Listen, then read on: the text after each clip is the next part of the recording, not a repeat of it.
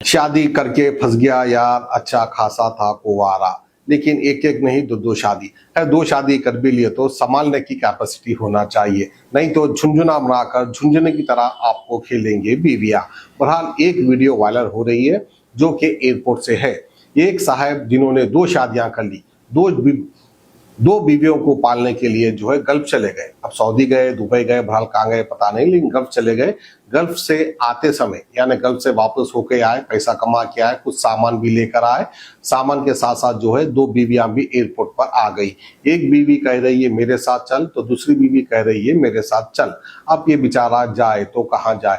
मैं तो बोलता हूँ दोनों को एक ही जगह लेकर चले जाओ, मसला हल हो जाएगा। तो आइए नजारे आप देखिए एयरपोर्ट से।